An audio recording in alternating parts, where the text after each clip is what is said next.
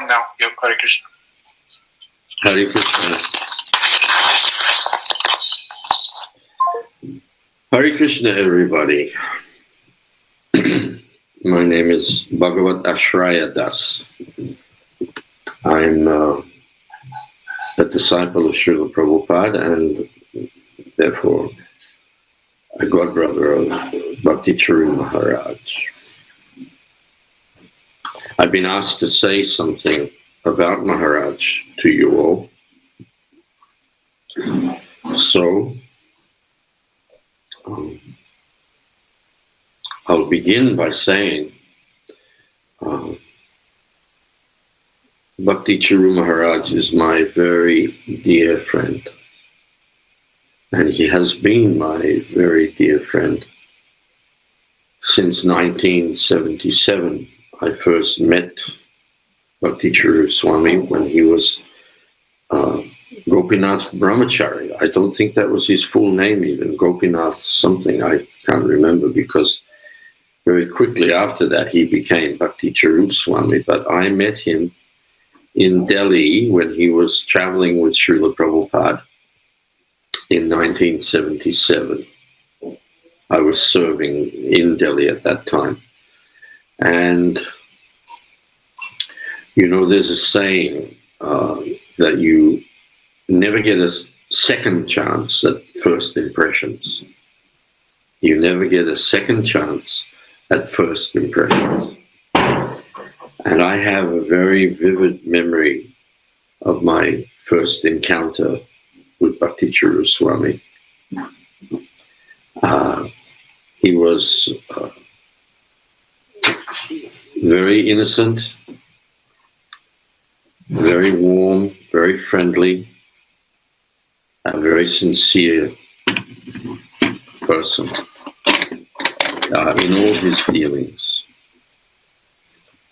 And like I say, you never get a second chance at that first impression, but my experience of knowing him and loving him and encountering him in so many situations over 43 years, is that he was always the same.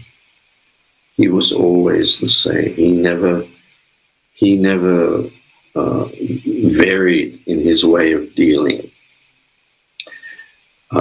Right from the beginning, there was no Bhakti Charu Swami in public, Bhakti Charu Swami in private.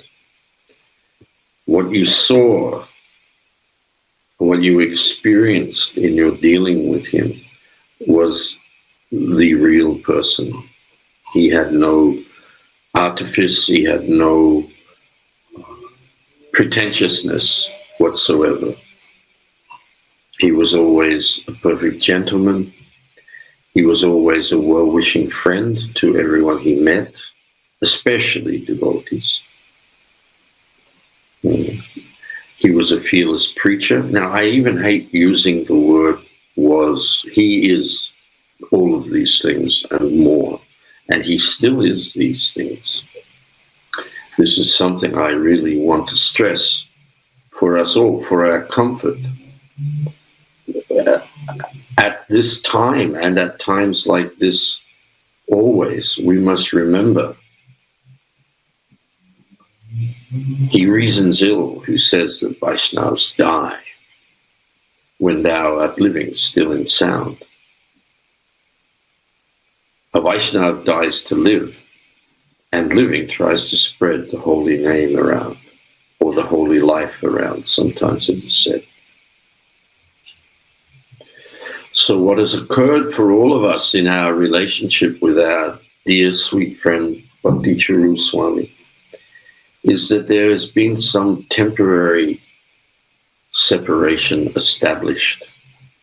We remain entangled here in this material world, and Krishna has called him to a higher place. And it appears that there is separation.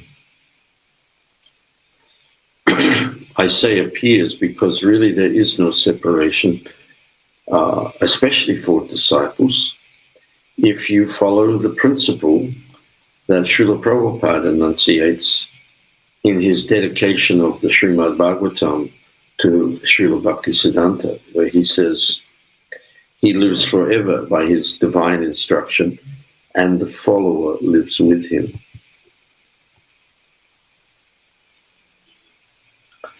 This is the wonderful thing about genuine spiritual life, is that although we may be separated by so many circumstances, we remain connected by our shared principles, our shared values, and our shared practices.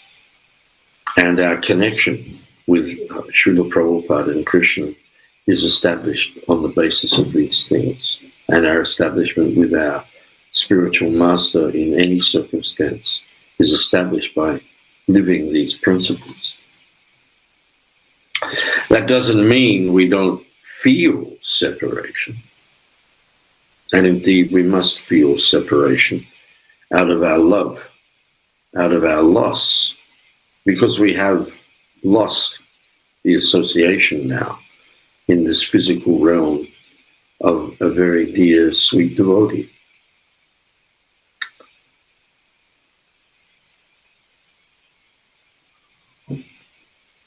And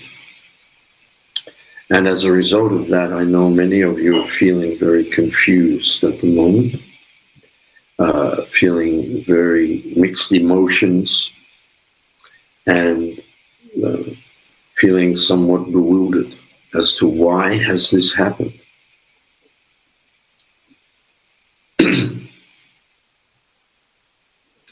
We have to face the harsh reality of material existence.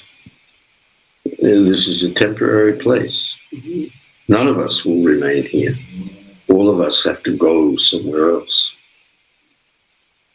The beauty of our lives and the beauty of the association that we have is that we are all going to the same place.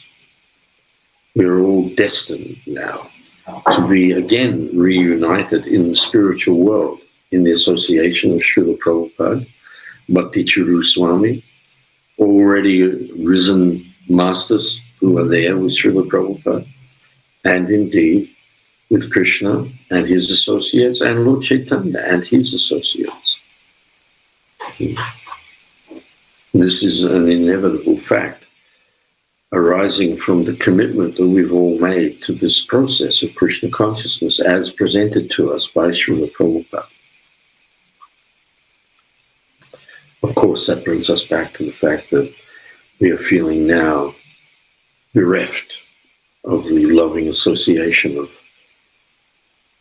Bhakti Charu Swami, either as our loving spiritual master or as our loving God brother. My experience, having had to deal with the disappearance of Srila Prabhupada at a very early age in my devotional life. I'd only been 3 years in ISKCON when Srila Prabhupada left. And indeed, the people who'd been around the longest had only really been 10, 11 years involved in Krishna consciousness and had the association of Srila Prabhupada during that time. But suddenly he was gone. And the feeling of despair and hopelessness and bewilderment and just plain sadness and grief was overwhelming for all of us. And we thought, this is unbearable. And the fact of the matter is, to tell you truthfully, in a certain part of one's heart for the rest of your life, the separation from your spiritual master or your God brother is unbearable. But there's something transcendental happens by experiencing this pain of separation. and increasing as a result of that feeling one's desire to have again the association of such great personalities as Srila Prabhupada, Bhakti Charu Swami. And that is in that separation, in that feeling of separation, if you remember that person and you remember their qualities and their character and their activities, and you see all that within the context of this wonderful society of devotees that Srila Prabhupada has given us, and this wonderful mission of spreading Krishna consciousness in the world, then there is no separation. There is no separation. But that has to be lived now. That has to be experienced day by day by day. And in the short term, it's very, very difficult to deal with. There's no point being unrealistic about this. We're in a situation now where we have to grieve the loss of our dear friend from this world. We cannot be impersonal and stuff these things down and just carry on in some external practice of Krishna consciousness. When Arjuna came off the battlefield on the day that Abhimanyu was killed, he said, "That's it. I'm finished. I'm not going to fight anymore." His feeling of attachment for his son and the feeling of loss was so great. And one time Srila Prabhupada was challenged by one man at the end of a lecture in Mauritius, where this man said, aren't we supposed to be detached in this process? And isn't Arjuna supposed to be the prime example of the practice of this process? So why is it that he is so attached to Abhimanyu and he refuses to fight as a result of that? Prabhupada just said, that is natural. That is natural. He grieved the loss of his son, but the next day he was on the battlefield. But he would not have been able to get back on that battlefield if he had not grieved the loss of his son. So the immediate response to what has happened is that we must grieve. We must honor and recognize the feeling of loss that we all have. And we must gather together and remember Bhakti Charu Swami. There are so many other devotees that you'll be hearing from and seeing from in the next few days who are much more qualified than me to talk on these things and also to discuss the pastimes and activities of Bhakti Charu Swami.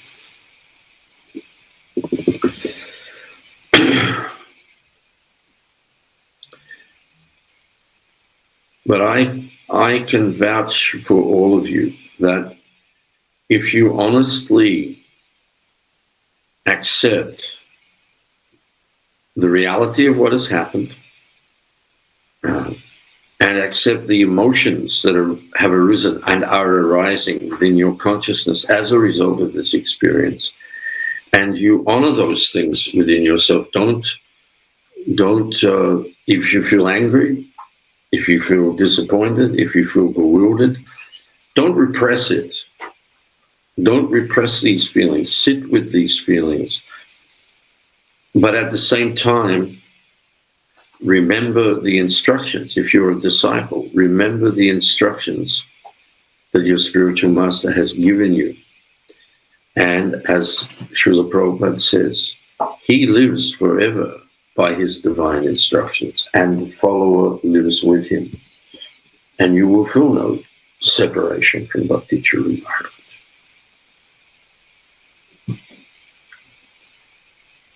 When Srila Prabhupada acquired the land in Mayapur, he used to come there, down the Bhakti Siddhanta Road, to our property, and he would pass by the Samadhi of Srila Bhakti Siddhanta, and he didn't stop off there. He went straight to Sridham Mayapur, the Chandrodaya Mandir. And he was asked once, why don't you go and pay your respects at the Samadhi of your spiritual master? He said, because I never feel any separation from him. He's with me at every moment.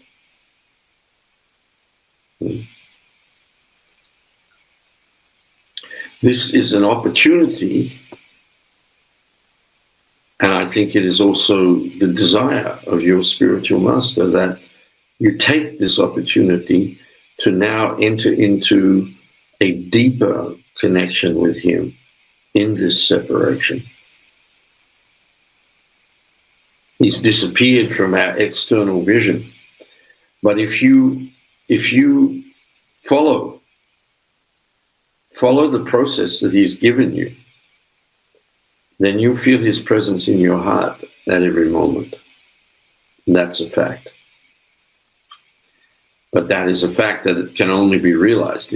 I can talk about it to you, but really the only reason I'm able to talk about it to you is because through the painful time since the disappearance of Srila Prabhupada, we've all learned that the deepest connection is in the Vani, not the Vapu.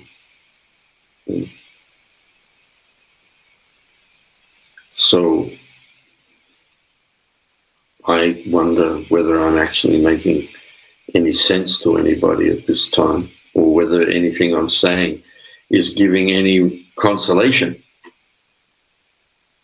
I hope it is. And I hope you can find your way in this way to a very deep state of reconciliation with the Lord and with his pure devotee within your consciousness.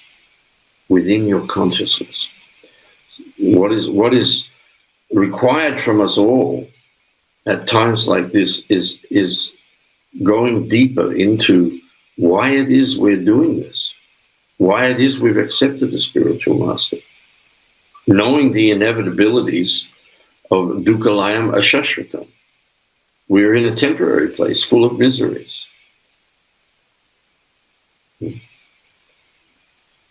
Somebody said to me last night, why did it happen this way? Why couldn't it have been a smoother way of leaving this world? And my response was, there's no smooth way of leaving this world. But we know that Bhakti Charu Swami was in Krishna consciousness when he left this world. So we can see, therefore, the arrangement of the Lord for this very difficult process of leaving that he had to go through, that he gave us all a very great lesson, that there's no smooth way out, and you just have to be fixed in your Krishna consciousness. And the only way you will become fixed in your Krishna consciousness is in the face of everything, in the face of what Prabhupada called the relentless onslaught of the material energy. You find your way to take shelter of these principles and practices which come down to us in the instructions of our spiritual master. So he was victorious by virtue of the fact that he followed those instructions and he remained fixed at the lotus feet of Srila Prabhupada throughout his life in this realm.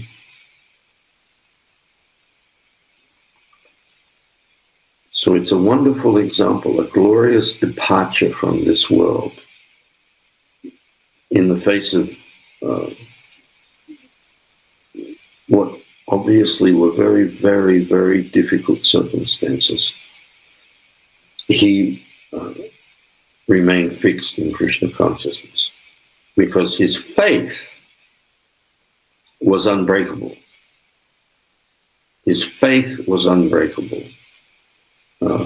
Shraddha literally means where you place your heart. And he gave his heart to Srila Prabhupada.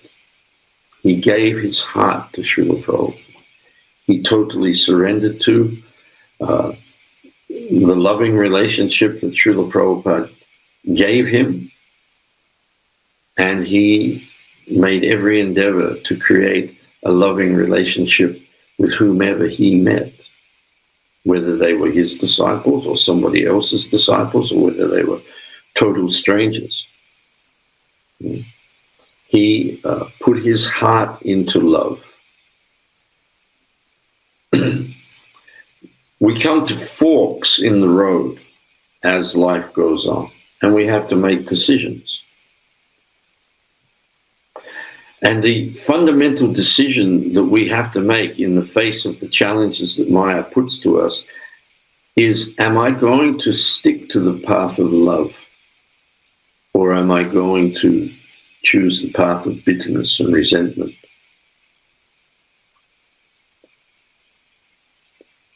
Bhakti Charu Swami always stuck to the path of love. And he had many, many challenges to deal with in the course of his life. But he always stayed on this path of cultivating love of the truth and being a servant of the truth. So in the life of Srila Bhakti Charu Swami, we have a wonderful, wonderful example of someone who has chosen the path of the Vaishnava and has stuck to it through thick and thin. And he, just like me and just like every other disciple of Srila Prabhupada, had to deal with that very, very, very difficult time that is now present before all of you, and that is how to deal with the departure of your beloved Guru Maharaj. So this is a very important time to look at his life and how he did that. How he did that.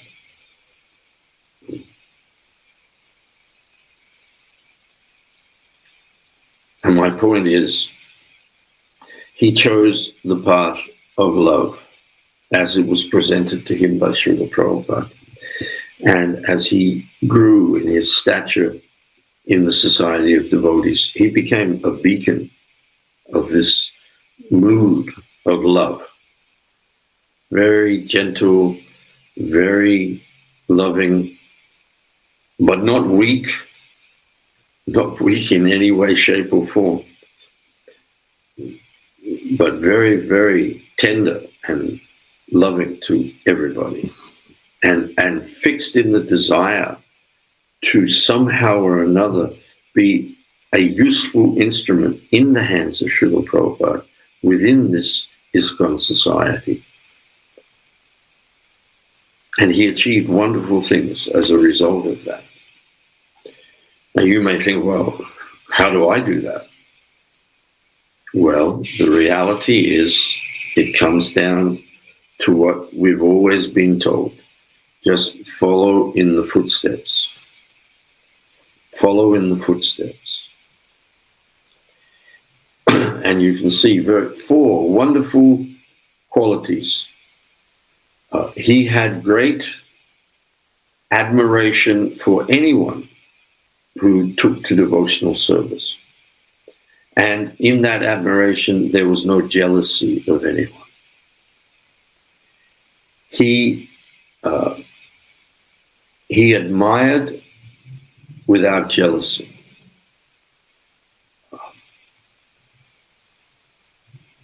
He would give praise to people for their service, but he was never a flatterer. He gave genuine appreciation of others without giving them any falseness. And he followed Srila Prabhupada without imitating Srila Prabhupada. And most of all, he led people without manipulating them. These are wonderful qualities in a Vaishnava. To admire without jealousy, to praise without flattery, to follow without imitation, and to lead without manipulation. He always remained a humble, self-effacing Vaishnava and took no credit upon himself for anything he did. And in that way, he was a very, very exemplary disciple of Srila Prabhupada. Somebody we can all take inspiration from, and somebody we can all feel very comfortable in following. I'm not sure how much time I have or whether there's going to be any kind of interaction with this. I don't really feel very qualified to say much more to you.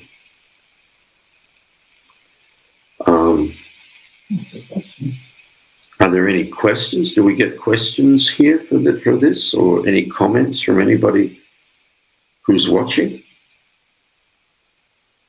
I feel a little isolated here.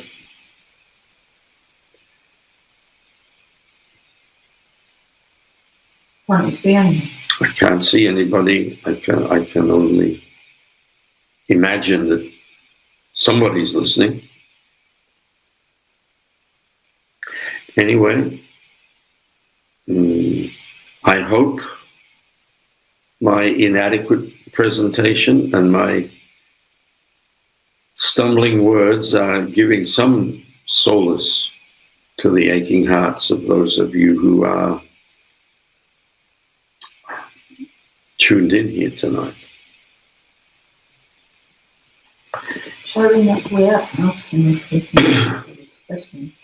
I'm just going to ring Nanda Gokul to see where to go from here, because I don't have a lot more to say at the moment.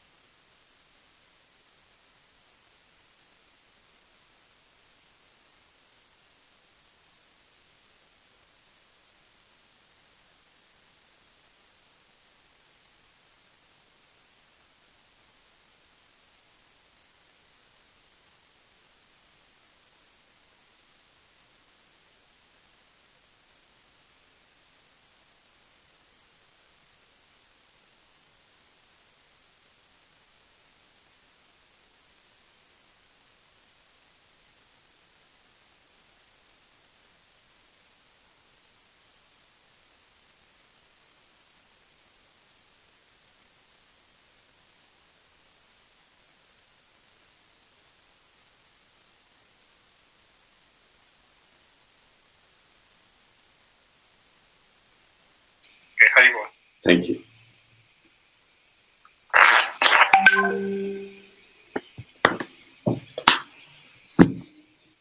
I'm recalling a story, or rather a vignette from Chaitanya Charitamrita, on which Srila Prabhupada gave a lecture. It's about Lord Chaitanya spending his evenings in the Gambhira temple, Gambhira room. And he used to sit on the floor I'm on mute, apparently.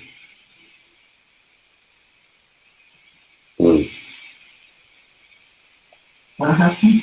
I don't know. I just got a text saying I'm on mute. Want to unmute then? Can you unmute? I don't know. Am I on mute? I got a text here from somebody who is watching saying it's on mute. This is very confusing. What's your operation? Is on Zoom? Can't you unmute yourself? No, I'm not on that. No, on Zoom.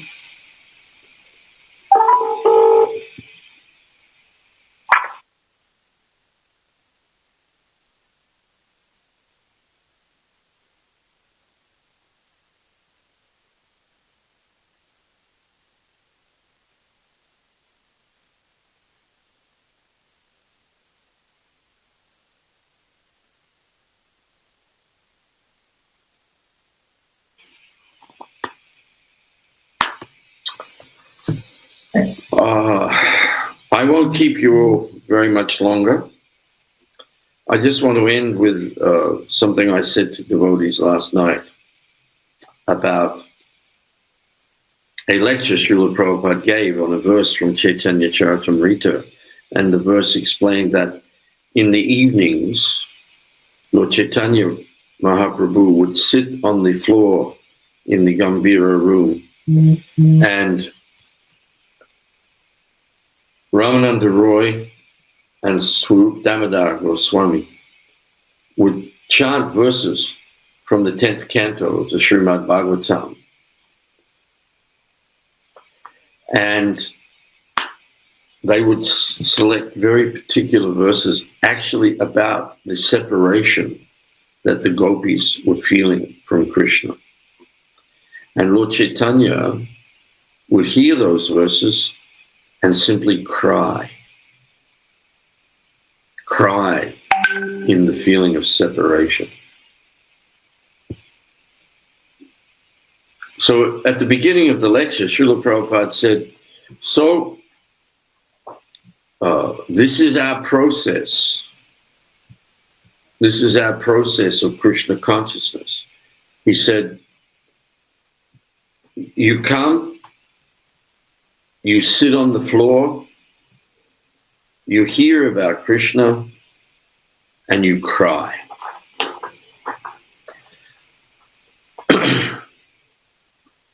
So this is a time for allowing our feelings of separation from Bhakti Charu Swami to have their full vent. Last night, and I think it's probably been happening in various situations all over the world today, devotees were singing Ye Nilo Premadana and breaking down in tears. This is necessary.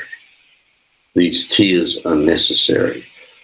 Don't suppress your tears. Feel your separation.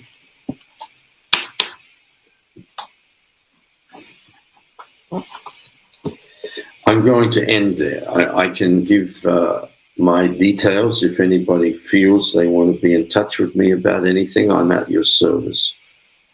My email is Bhagavat Ashraya @gmail.com. Ashraya is spelled without an H. BHAGAVATASRAYA @gmail.com. You can get me on WhatsApp. My phone number is +61 for Australia, 416-260-275. Nanda Gokul Prabhu, if you're listening, I want to hand back over to you, and devotees can then absorb themselves in hearing and singing Bhakti Charu Swami speaking and singing. Thank you very much.